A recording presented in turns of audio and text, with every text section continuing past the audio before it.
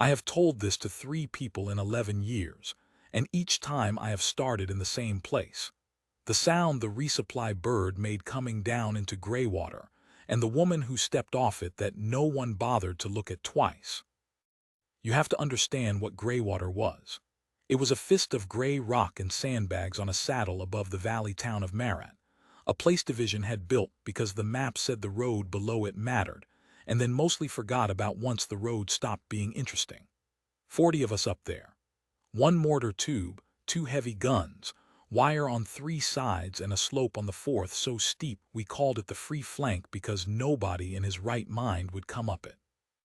We were tired the way men get tired when nothing has happened for a long time and everyone has decided nothing will.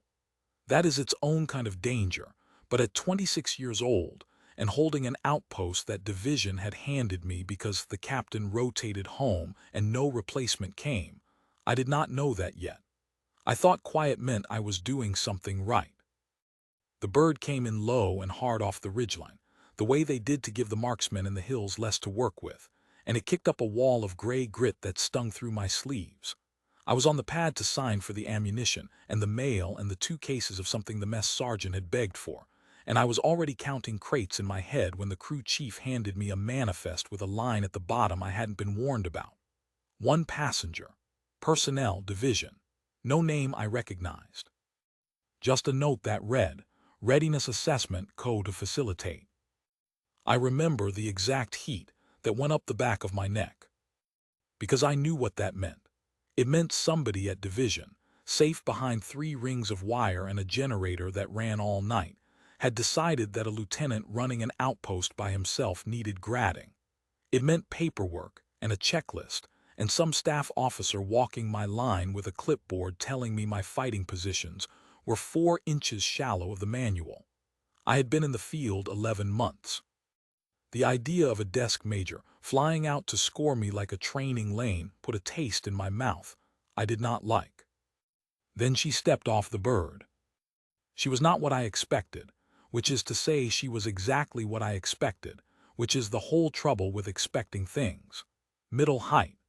A plain field uniform gone the color of the country, sleeves down, no clean creases, rank subdued to the same dust gray as everything else so you had to be close to read the gold oak leaf on her chest. Hair pulled back and going silver at the temple. A face that did not do very much, no smile, no scowl, just a kind of settled attention, like a person who had learned a long time ago to spend her reactions carefully. She had 1 pack and 1 rifle, and she carried both like they belonged to her, which I noticed and then decided not to notice, because I had already made up my mind about her on the pad before she said a word. "Lieutenant Marsh," she said, not loud. The rotors were still winding down and she pitched it under them so I had to lean in, which annoyed me for reasons I could not have named. "Ma'am," I gave her the salute you give a major, correct and cold. "Welcome to Greywater. I'll have someone show you to the CP. We'll get your assessment squared away and get you back on the next bird if the weather holds." I was telling her politely to be brief and be gone. She looked at me for a second longer than was comfortable. Then she looked past me, not at the wire, not at the guns, but up at the ridgeline the bird had come in low to avoid, and along the black rock spine of it, and down the free flank where the slope fell away too steep to climb. Her eyes went over it once slow, the way you read a page you intend to remember. It took maybe 4 seconds. I thought she was rubbernecking, the way rear echelon people do when they finally get pushed out to where the war supposedly is. "That's a long ridge," she said. "Yes, ma'am. Nobody's ever come off it. Too steep on our side, too open on theirs." I said it the way you recite a thing you have never once tested. Well, she said just that, and she picked up her pack. I want to be honest about this part because the whole rest of it turns on it. I was not cruel to her. I did not shove her or laugh in her face. I did something quieter and I have come to think worse. I decided she did not matter.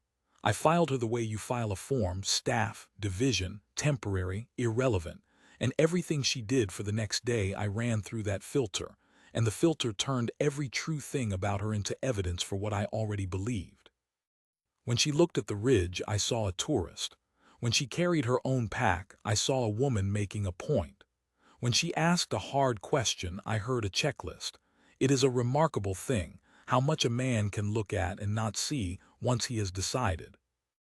I walked her to the CP and I handed her off to Sergeant First Class Dahlin, my platoon sergeant, and I told him, out of the side of my mouth where I thought she couldn't hear, Division sent us a grader.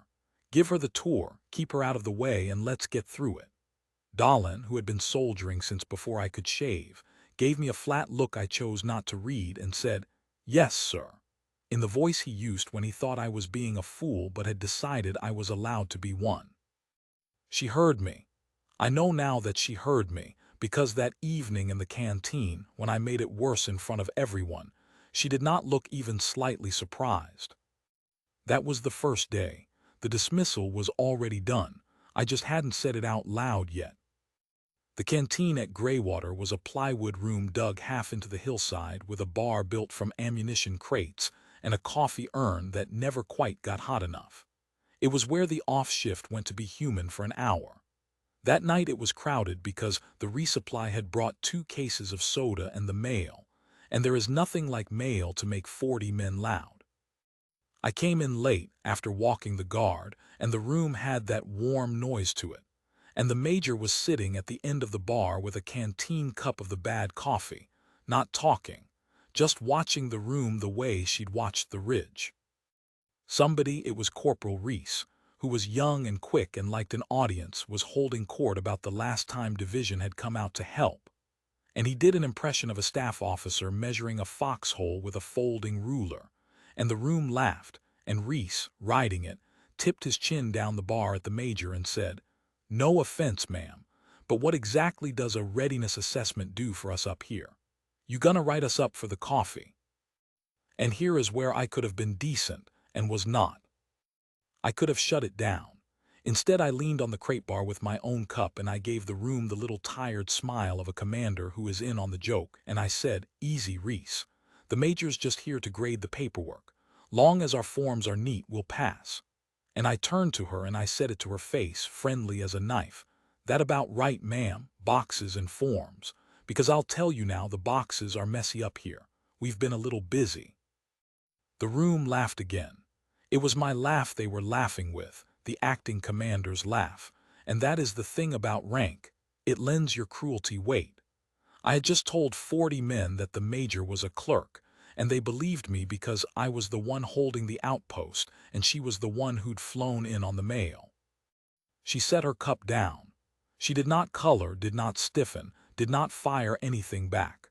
She looked at me with that same settled attention, and when she spoke it was low and even, and it carried anyway, because she waited for the room to want to hear it.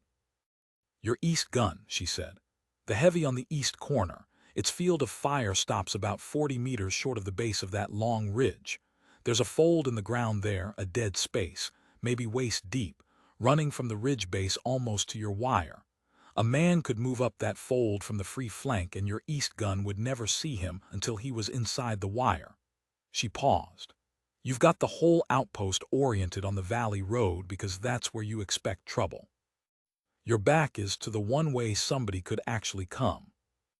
The room had gone quiet in the middle of it. Not respectful quiet, the quiet of men watching to see how the boss takes a challenge. I took it badly. God help me. I took it like a young man whose competence has been questioned in front of his soldiers, which is the most dangerous kind of man there is. "The free flank's a 40-degree slope, ma'am," I said, and I let a little edge into it. "Nobody's climbing that under fire. That's been our thinking for 11 months and nobody's come off it yet." I spread my hands easy for the room. "But I'll have the men check their forms. Make sure the dead space is logged." That got the laugh I wanted. Reese grinned. Dahlin in the corner did not. The major nodded slow, like a person filing something away. "All right, Lieutenant," she said. She picked up her cup and finished the bad coffee and stood. "Long day. I'll be out of your hair on the next bird." And she went out into the dark toward the CP, and the canteen went back to being loud, and I felt the small, ugly satisfaction of a man who has won an argument he had no business starting. I did not sleep well. I told myself it was the coffee. She was up before the guard changed. I know because I was up too. I have never slept the night before I expected a bird, some part of me always listening for weather. And I came out of the CP in the gray hour before dawn to find her already on the east corner, crouched beside the heavy gun with Private Akaffer, the youngest man on the position, and she was not lecturing him. She was listening. She had him sighting down the barrel, and she was asking him what he could see and what he couldn't, and where the ground dropped away. And Akaffer, who was 19 and afraid of officers, was pointing and talking like a man who had just realized someone wanted his opinion. I stood in the doorway of the CP and watched, and I still, even then, even watching, filed it under grader. She's building her write-up, I thought. She's finding my gaps so she can list them. It did not once occur to me that a person can find your gaps because she intends to be standing in them when they matter. She did this all day, quietly, in a way I kept not understanding. She walked the wire, but not the way an inspector walks wire, ticking a form. She walked it the way you walk a room you might have to fight in. She stopped at the low place near the east corner and stood in the fold of ground she described in the canteen, dropped down into it until only her head showed, and looked back at my outpost from inside my own dead space, and I watched her face, and there was nothing on it but arithmetic.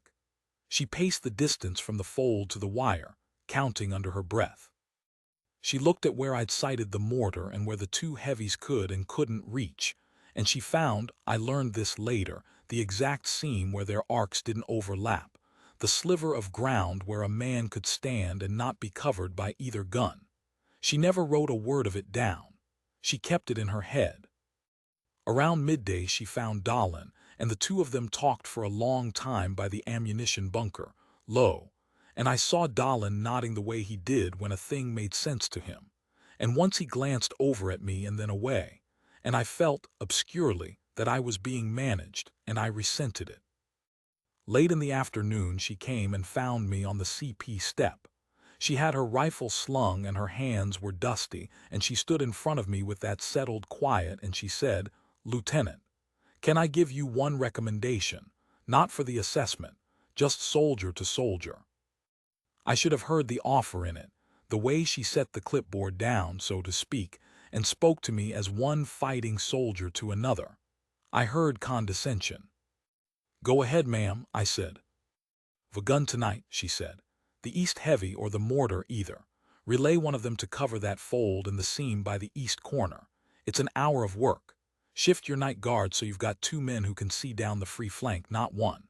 And pre-stage ammunition forward to the fighting positions, not back at the bunker, so nobody has to cross open ground to feed the guns if it comes to that." She said it plainly, in order, like a woman reading off a list she'd built by walking the ground. That's it, that's the whole recommendation. And every part of me that was 26 and proud, and had held this outpost for 11 quiet months, rose up and said no. Because moving a gun in the dark tires the men. Because shifting the guard breaks a rotation I'd built. Because pre-staging ammo forward is against the standing procedure that says you keep it secured in the bunker. And if a division major later wrote me up for having ammunition scattered around the position, that would be my name on the report. Because, and this was the real reason, under all the reasons, she was the greater. And if I did what she said, I was admitting she'd found something. And my whole posture for 2 days had been that there was nothing to find. "I appreciate that, ma'am," I said, in the voice men use to bury a thing politely.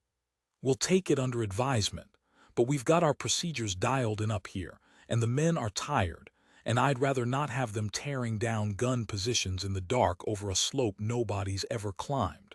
I'll note the recommendation in my log." She looked at me for that one beat too long again. And then she did the thing I have thought about more than any other thing she did, in 11 years of thinking about it. She let it go. She did not pull rank. She was a major and I was a lieutenant, and she could have simply ordered me to move the gun, and I would have had no choice, and Greywater would have been ready, and none of the rest would have happened the way it did. But she didn't. I have turned that over and over. I think she knew that an order given to a proud man who has already dug in only makes him dig deeper, and half obeyed and resentful, and that a half-moved gun and a sullen crew is worse than no change at all. I think she had decided that if she couldn't move me with reason, she wasn't going to move me at all, and she'd simply be ready herself, in the ground she'd already read, when I found out the hard way. "All right, Lieutenant," she said, same 3 words as the canteen, "it's your outpost." "It's your outpost." She gave it back to me clean and let me keep it wrong. She checked her own rifle that evening. I saw her do it, sitting on an ammunition crate outside the CP in the last of the light, and there was nothing showy about it. She broke it down and cleaned it and put it back together with her eyes half elsewhere, the way a man ties his boots, a motion worn so far down into the body that the mind is free to be somewhere else. She laid out her magazines and pressed each one to check the spring and lined them on the crate. She filled her canteens, both of them, and drank a full one down and filled it again, which is a thing soldiers who have been thirsty in a long fight do, and soldiers who have not don't think about. She checked the batteries in a small radio she carried that I hadn't paid attention to, a stubby handset that was not on my net. I watched all of it through the filter, and the filter said, "Nervous re-echelon officer, out of her element, fussing with her gear the night before she flies home." I was so sure.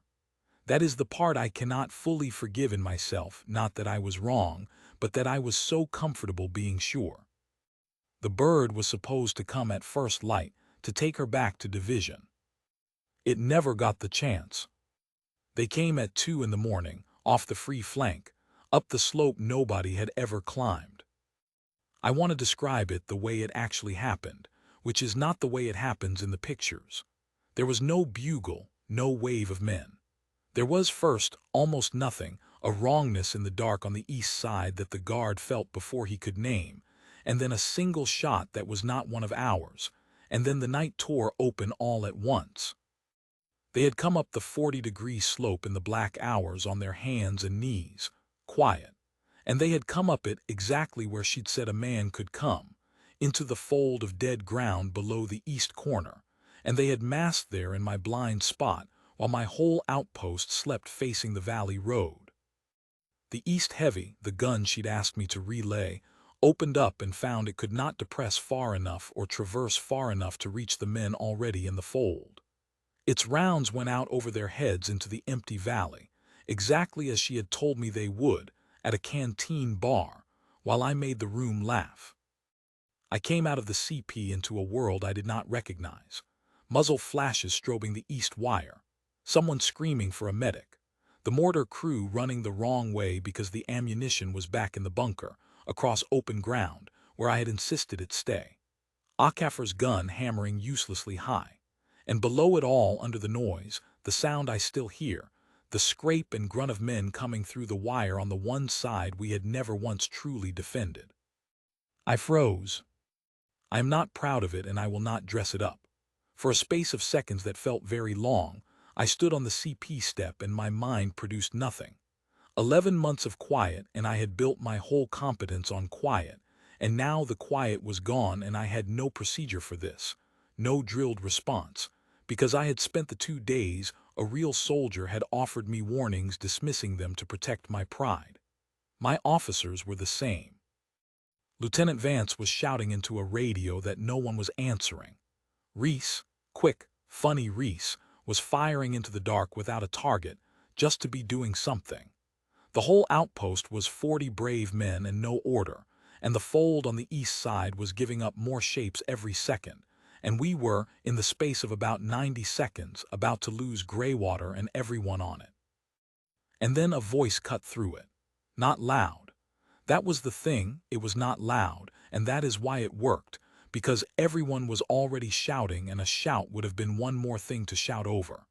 It was level, and it was pitched to carry under the noise the way she'd pitched her voice under the rotors 2 days before, and it said, "East guns, cease fire, you're wasting it. Akafer, leave the heavy, take your rifle to the sandbags on the corner and fire down into the fold. Low, skip your rounds off the rock. Dalen mortar crew to me. Marsh." She said my name last, and it landed on me like a hand on the back of the neck. I turned. She was there. She had come out of the dark from the direction of the east corner, where she had gone the moment the first wrong shot fired, while I was still finding my feet. She had her rifle up and she was moving toward the worst of it, not away, and she stopped in front of me for exactly 1 second, and she did not ask permission, and she did not rub my nose in it. She just looked at me and she said, quiet, under the roar, "Lieutenant, I've held ground like this before. Let me have your line for the next hour and I'll give it back to you. Yes or no?" Every eye near enough to hear was on me.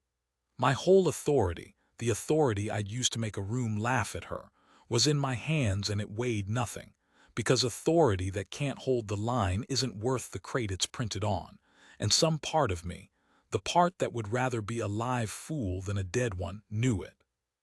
"Yes," I said, "go." "It's still your outpost," she said. "I'm just going to help you keep it." And she was already moving.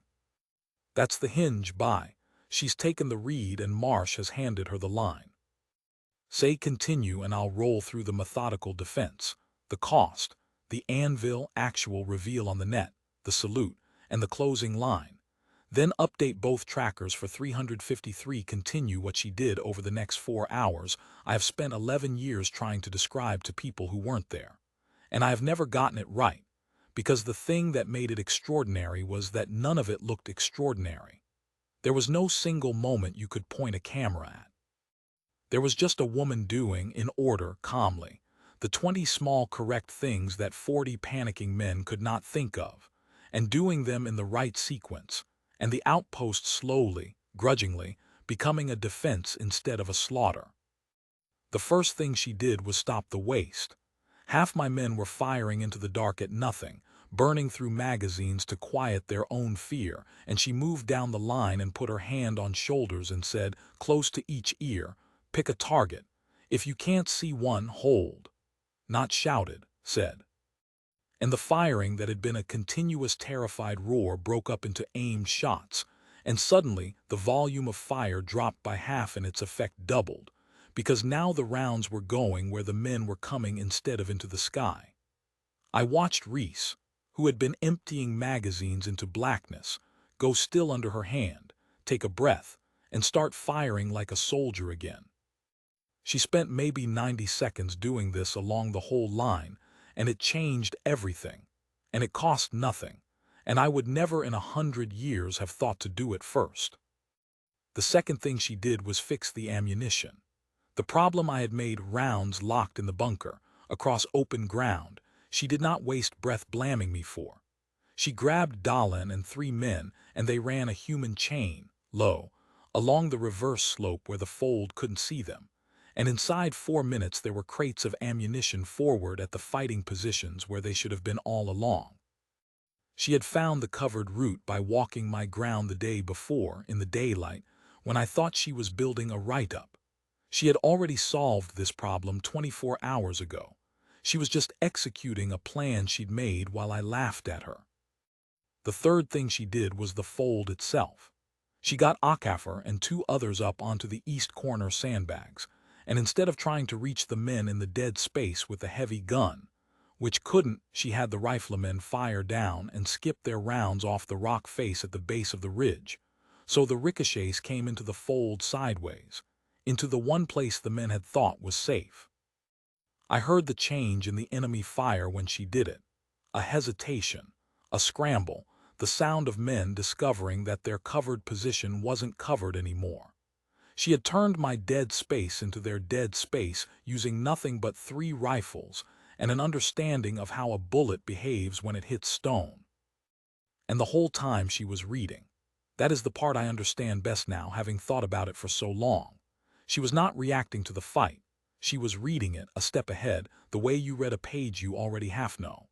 When the enemy fire shifted west toward the seam between my 2 heavy guns, the seam she'd found in daylight, the sliver of ground neither gun covered, she was already there, already had 2 men repositioned to cover it, before the shift had even fully developed. She kept doing this, appearing at the place the fight was about to go instead of the place it was. My men stopped being surprised. That is a strange thing to describe, But it is the truest thing about that night.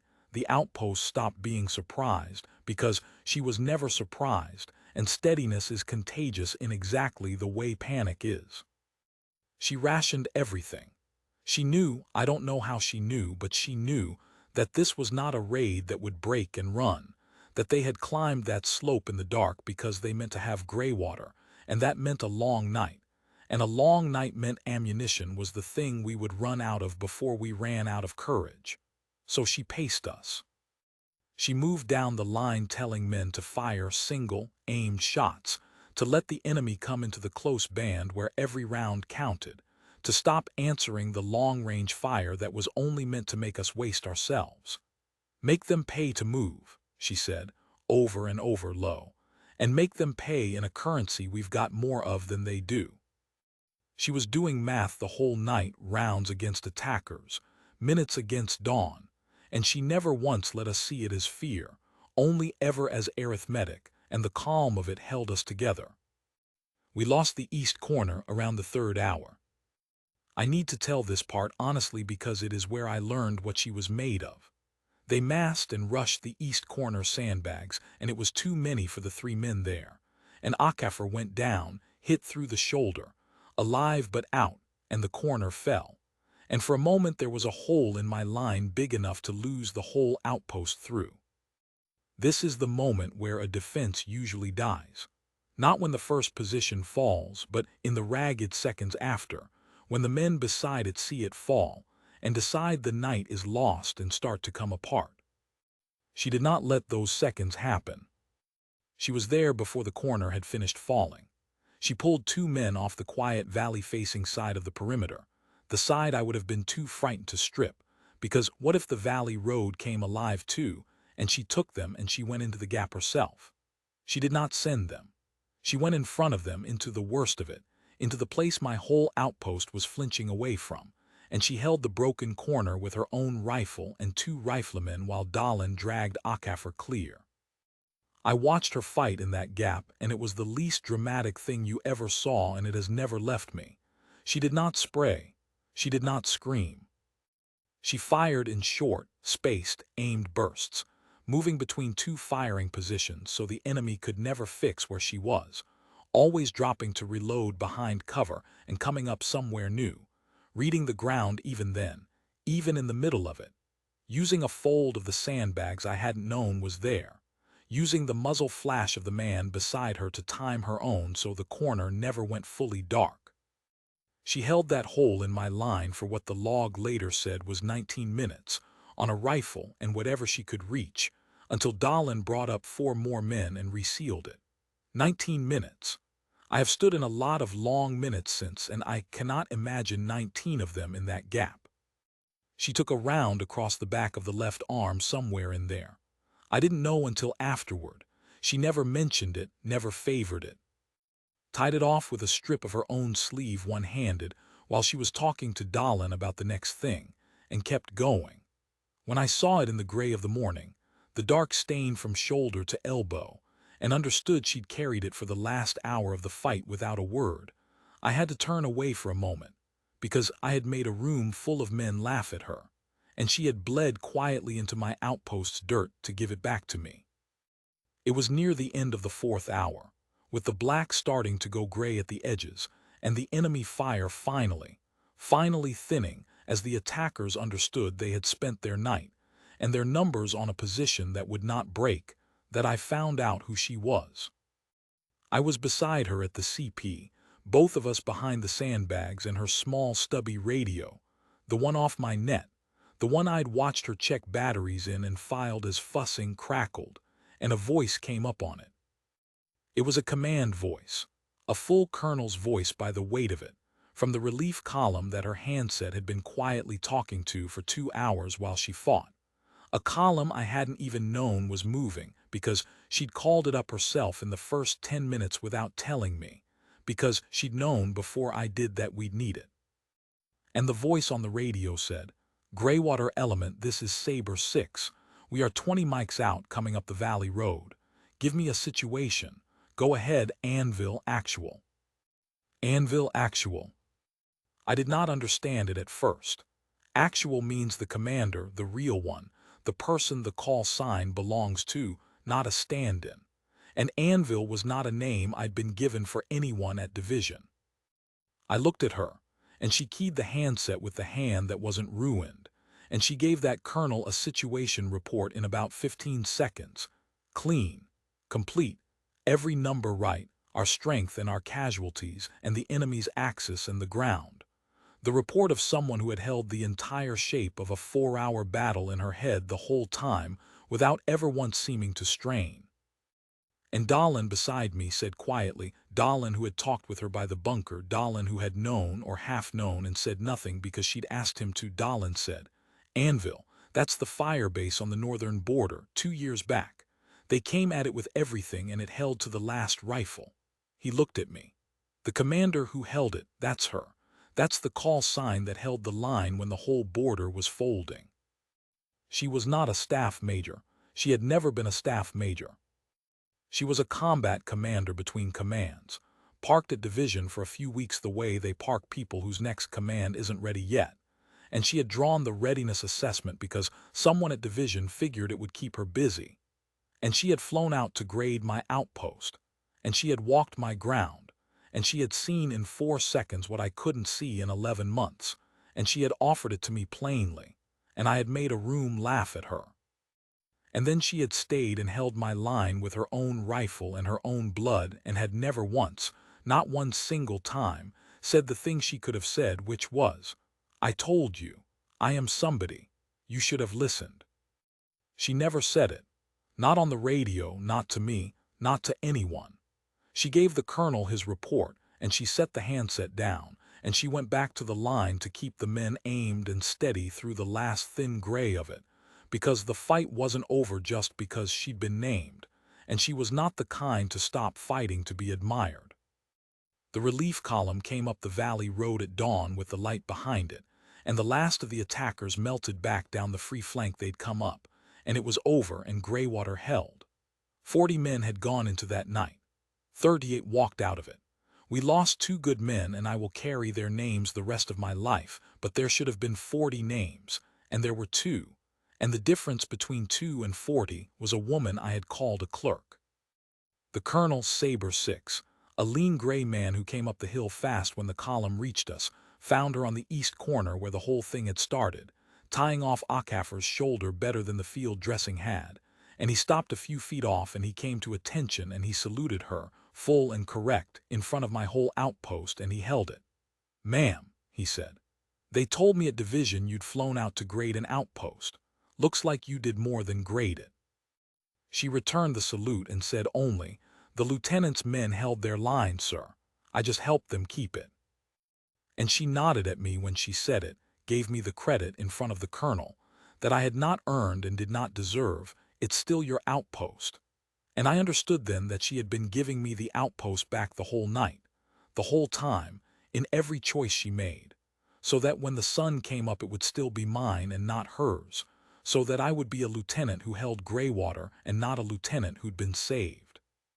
I did not have that kind of grace in me, but I had watched it all night, and a thing you watch that closely for 4 hours does not leave you. I stepped out in front of my men, in front of the colonel, in the flat gray light with the smoke still lifting off the wire, the same men I had led in laughing at her 2 nights before, and I came to attention, and I saluted her. And I said the only thing I had that was true. Ma'am, I said, my voice was not steady and I let it not be steady. The night before last I stood in the canteen and I told these men you were a clerk. I told you to your face you were here to grade the paperwork. I held the salute. I have never been more wrong about anything in my life. I owe you this outpost and these men owe you their lives, and I am going to spend the rest of my career trying to be the kind of officer who'd have listened to you the first time. Thank you. From all of us. She looked at me for that 1 beat too long, the way she had on the pad and in the canteen and on the CP step, and this time I understood the look. It was not judgment, and it never had been. It was attention. It was a person taking the true measure of another and deciding, quietly, what he was worth. And whatever she'd read in me across 2 days of my foolishness, she found something in that salute she was willing to accept, because she returned it slow and full and correct, and the corner of her mouth moved, just barely, the closest thing to a smile she'd shown since she stepped off the bird. "Lieutenant," she said, "you listened when it counted, that's the whole job." She lowered her hand. "Now go take care of your men, it's your outpost." They flew her out that afternoon on the bird that should have taken her the morning before, arm bound up properly now, pack over her good shoulder, rifle in her good hand, carried the same way she'd carried them off, like they belonged to her. My whole outpost stood down along the pad as she went, not ordered to, just standing, 38 men who 2 nights before had laughed, and she went down the line and she did not make a speech and she did not shake every hand.